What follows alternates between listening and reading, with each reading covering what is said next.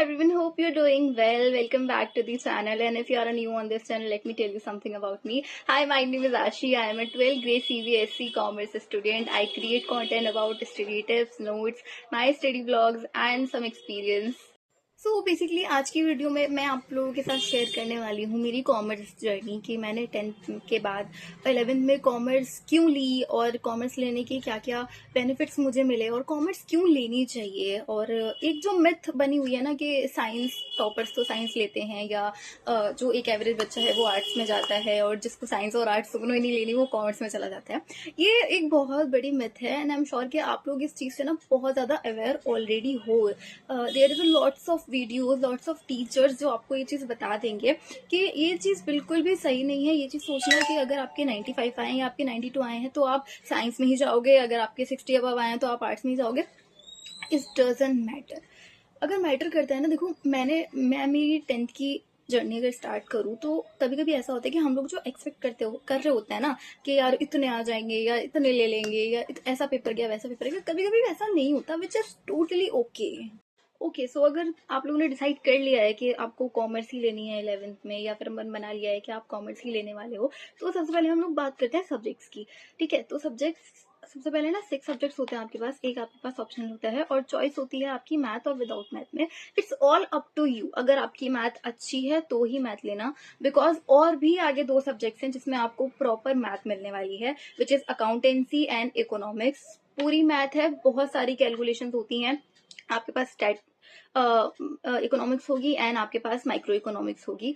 बहुत सारी कैलकुलेशंस होती हैं। प्रॉपर मैथ की 2 बुक्स आपको ऑलरेडी मिल चुकी होंगी और अकाउंटेंसी में भी प्रॉपर कैलकुलेशन है। तो अगर आप मैथ में बहुत अच्छे हो तो ही मैथ लेना। देखो यार, एक बहुत डायरेक्ट सा सजेशन है, आपको इतना पता होता है 10th तक के आपको मैथ लेनी है या आपको मैथ नहीं लेनी है, आपकी मैथ कैसी है। ठीक है, आई एम एवरेज स्टूडेंट, मैंने मैथ नहीं ली थी। मुझे पता है कि 10th की मैथ में और 11th-12th की मैथ में it is a huge difference. बहुत ट्रिकी हो जाती है। जितना आपने 10th में पढ़ा ना, शायद उससे डबल आप पढ़ लोगे with in a 1 month in 11th standard. Math की बात कर रही हूँ, सच में बहुत ट्रिकी होती है। और जो लोग ये बोलते हैं ना कि मैथ तो बहुत इजी है या फिर 11th तो बहुत इजी है, कॉमर्स बहुत इजी है एज कंपेरिजन टू साइंस या फिर आर्ट्स वाले तो बहुत चिल करते हैं लाइफ में, ऐसा कुछ भी नहीं है। ठीक है, अगर आपको कोई ये बोला है ना कि कॉमर्स इजी है तो फिर उसने कॉमर्स पढ़ी ही नहीं है। ठीक है, they don't know about commerce the subject. उसके बाद फिर जब आप डिसाइड कर लेते हो कि आपको मैथ लेनी है नहीं लेनी, तो एक डिफरेंट कंडीशन निकल के आती है कि आपने करियर के बारे में क्या सोचा है। बिकॉज कुछ ऐसे करियर ऑप्शंस हैं जिसमें मैथ ना कंपलसरी होती है, तो आपको उस पर्सपेक्टिव से भी देखना पड़ेगा कि अगर आपने अपने करियर में कोई ऐसी फील्ड सोची है जिसमें मैथ इनकी इंपॉर्टेंस है तो फिर आपको हार्डवर्क करना पड़ेगा, फिर आपको मैथ कंपलसरी रखनी पड़ेगी अपने 11th एंड 12th में।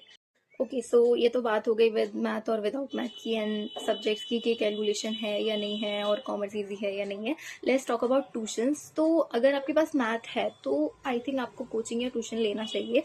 अगर मैं मेरे ओपिनियन से बताऊं तो I am not math student और मैंने कोई ट्यूशन या कोई भी कोचिंग नहीं ली है। मैंने सेल्फ स्टडी की है पूरा 11th, और जो भी ऑनलाइन प्लेटफॉर्म्स हैं, जो ऑनलाइन चैनल्स हैं, वहां से मैंने सेल्फ स्टडी की है। एक बेसिक सा रूटीन था कि जो भी स्कूल में पढ़ाया गया उसको आके बस रिवाइज करो अच्छे से, अपने नोट्स बनाओ, कहीं से ना नोट्स कॉपी मत करना। ये एक टिप है कि अगर आपको कहीं से नोट्स मिल गई या किसी गाइड में से नोट्स मिल गए ना यार, उसमें से कॉपी मत करना, क्योंकि बेस्ट नोट्स होते हैं सेल्फ मेड नोट्स जो आप खुद से बनाओगे। एक एक हेडिंग, एक एक पॉइंट जो आप लिखोगे समझ के, कॉन्सेप्ट क्लियर करके, तभी 11th में एक अच्छी स्टडी शेड्यूल आप बना पाओगे। और अगर एक बार वो बन गया तो फिर बहुत ईजी हो जाएगा, फिर आपको बस वो नोट्स उठा के रिवाइज करने हैं जब भी आपका एग्जाम होगा। और सेकंड टिप ये है कि अगर आप कॉमर्स स्टूडेंट हो तो कुछ और करना या मत करना, लेकिन 3 मेन सब्जेक्ट्स हैं जो कि है accountancy, math and economics. Daily please please please ये रिक्वेस्ट है, स्टार्टिंग से इन तीनों सब्जेक्ट के कॉन्सेप्ट्स क्लियर करके चलना। जो भी सब्जेक्ट्स, जो भी चैप्टर्स आपको पढ़ाए जा रहे हैं उनके चाहे लेक्चर्स देखो, चाहे कोचिंग में जहाँ से भी आप नोट्स प्रेफर कर रहे हो या जहाँ से भी आप पढ़ रहे हो, उस चीज को क्लियर करना। जब तक क्लियर नहीं हो जाता आगे मत बढ़ना, क्योंकि अगर पीछे का एक बार पेंडिंग रह गया ना तो फिर 11th में नहीं होता वो कवर। 11th में बैकलॉग्स बनते चले जाते हैं, मन भी नहीं करता, प्लस फिर इंटरेस्ट भी नहीं आता दोबारा से एक ही चैप्टर को बार बार रिवाइज करने में। तो स्टार्टिंग से क्लियर करके चलो। चीजें ज्यादा टाइम देने की जरूरत नहीं है, 1 घंटा भी दोगे ना एक सब्जेक्ट को डेली, इनफ है। ठीक है, 11th एंजॉय करो, अपनी स्किल डेवलप करो। मैंने मेरी 11th में यही चीज बहुत अच्छे से प्रेफर की थी कि बस कॉन्सेप्ट को क्लियर करके चलना है और जो भी जैसे भी पढ़ाया जा रहा है उस चीज़ को रिविजन करना है बस। ओके, सो अब बात करते हैं बेस्ट यूट्यूब चैनल की, जहाँ से आप पढ़ सकते हो पूरे साल, जहाँ से मैंने भी अपनी पूरी 11 जो है मैंने सारे लेक्चर्स वहीं से लिए हैं। जो मैराथन्स होती हैं या जो लास्ट की डेज मेरे एग्जाम गैप्स थे उनसे भी मैंने जो रैपिड रिवीजन किया है उन्हीं चैनल से मैंने किया है। तो फर्स्ट चैनल है नेक्स्ट टॉपर कॉमर्स। ये अभी अभी 2 मंथ्स पहले आया है। जब मैं मेरी फाइनल एग्जाम की डेट शीट आई थी ना, तब मैंने 2 मंथ पहले इससे पढ़ना स्टार्ट किया, जो कि लास्ट के जो रैपिड रिवीजन थे ना वो बहुत अच्छे थे, बहुत हेल्प हुई।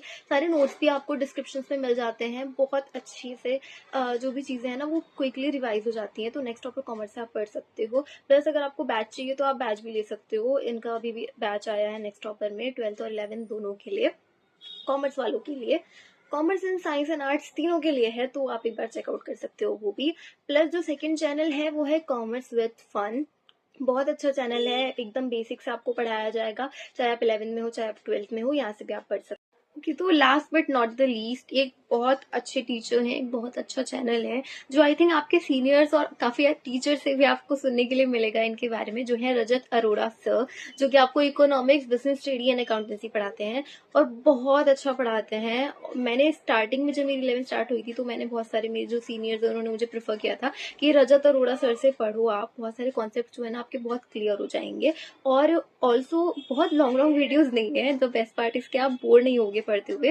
बहुत ही शॉर्ट शॉर्ट ना पार्ट वाइज, जैसे पार्ट 1, पार्ट 2, पार्ट 3 ऐसे चैप्टर कंप्लीट होते हैं, तो आप उसके अकॉर्डिंग भी चल सकते हो। वो भी बहुत अच्छे से आपको सारी प्रिपरेशन करवा देंगे, इवन रिवीजन भी होता है एंड लास्ट के डेज में आपको रैपिड रिवीजन भी वो लोग जो रजत अरोड़ा सर हैं वो करवाते हैं। तो आप रजत अरोड़ा सर से भी पढ़ सकते हो। मैं प्रेफर करूंगी बेसिकली कि अगर आप स्टार्टिंग में पढ़ रहे हो ना, जिस टीचर से आप स्टार्टिंग में पढ़ रहे हो, जिस चैनल से, लास्ट तक उन्हीं को कंटिन्यू रखना, कंफ्यूजन मत करना। ओके, तो अगर मैं करियर ऑप्शंस की बात करूँ तो आप ये मत सोचना कि अगर साइंस लोगे तो ज़्यादा करियर ऑप्शंस मिलेंगे या आर्ट्स लोगे तो कम करियर ऑप्शंस मिलेंगे। ऐसा कुछ भी नहीं है। साइंस, कॉमर्स, आर्ट्स तीनों में बहुत स्कोप है, बहुत ह्यूज स्केल पे करियर ऑप्शंस हैं आपके पास। आपके पास जो सब्जेक्ट आप अपने मन से चूज करते हो, प्रैक्टिकल होके आप जो चॉइस लेते हो आपके रिजल्ट के बेस पे या आपके इंटरेस्ट के बेस पे, all right, all enough for you, because आपका डिसीजन है। आपको आगे जाके रिग्रेट नहीं करना है किसी भी चीज पे। लाइफ में ना आप जो कर रहे हो कुछ ना कुछ कर ही लोगे, तो उससे कोई दिक्कत नहीं है। बस एक गोल लेके चलो कि ये सब्जेक्ट या स्ट्रीम आपने चूज की है, किस लिए चूज की है, आगे फ्यूचर का क्या सोचा है, बिकॉज फिर वो एक पाथ आप क्रिएट करते चले जाओगे। आपको सोचने की जरूरत नहीं पड़ेगी कि यार ये ले लिया अब मैं क्या करूँ। तो बस थोड़ा प्रैक्टिकल होके सोचोगे, सारे आंसर्स मिल जाएंगे। ऑल्सो बहुत सारी वीडियोस भी हैं यार, बहुत अच्छी अच्छी वीडियोस हैं यूट्यूब पे जो आप देख सकते हो। एंड हाँ, अगर वीडियो में यहाँ तक आ गए हो तो चैनल को सब्सक्राइब कर दो, वीडियो को लाइक कर दो, एंड जो भी जिन्होंने अपने बोर्ड्स दिए हैं 10th में जो 11th में आने वाले हैं उनके साथ वीडियो को शेयर कर दो। एंड या that's it for the video. Also अगर इस वीडियो से आप 90+ सब्सक्राइबर करवा देते हो तो मैं मेरी रिजल्ट डे वाली वीडियो भी अपलोड कर दूंगी। अभी रिजल्ट आया नहीं है, तो अगर 90+ सब्सक्राइबर हो जाते हैं इस वीडियो से तो मैं मेरी रिजल्ट डे वाली वीडियो भी बनाऊंगी, वो भी मैं अपलोड कर दूंगी। When I talk about my 11th standard, I enjoy a lot. मैंने बहुत एंजॉय किया है अपने 11th स्टैंडर्ड को, क्योंकि 11th स्टैंडर्ड में आपको उतना सीरियस या उतना प्रेशराइज होने की कोई नीड नहीं है। आपको खुद के लिए टाइम मिलेगा, एक्सप्लोर योर सेल्फ, जो भी न्यू सब्जेक्ट्स हैं उनमें इंटरेस्ट लो। और अगर आप कॉमर्स लेने वाले हो या ऑलरेडी कॉमर्स स्टूडेंट हो तो commerce is a very very very good choice. मैं ये नहीं बोल रही कि आप साइंस मत लो या आप आर्ट्स मत लो या आप कॉमर्स ही लो, बट अगर आप कॉमर्स चूज करते हो ना तो बहुत मजा आने वाला है। बहुत फन सब्जेक्ट्स हैं, स्पेशली अगर आपको मैथ पसंद नहीं है और आपने मैथ छोड़ दी है तो आपको अकाउंटेंसी एंड इकोनॉमिक्स में वापस से मैथ मिल जाएगी, तो उसमें भी बहुत मजा आएगा। एंड जो इंग्लिश एंड बिजनेस स्टडीज है ना वो हो जाती है, तो उनके लिए इतना स्ट्रेस लेने की जरूरत नहीं है। मैंने इसीलिए इंग्लिश एंड जो फिजिकल एजुकेशन है ऑप्शनल सब्जेक्ट है उसके बारे में इतनी बातचीत नहीं की है, बिकॉज ये सब्जेक्ट्स है थ्योरिकल सब्जेक्ट्स हैं। आपको 1-2 वीडियोस आप देख लोगे, लेक्चर देख लोगे तो आपको क्लियरिटी मिल जाएगी इन सारे सब्जेक्ट्स की। एंड या that's it for the video. Thanks for watching guys.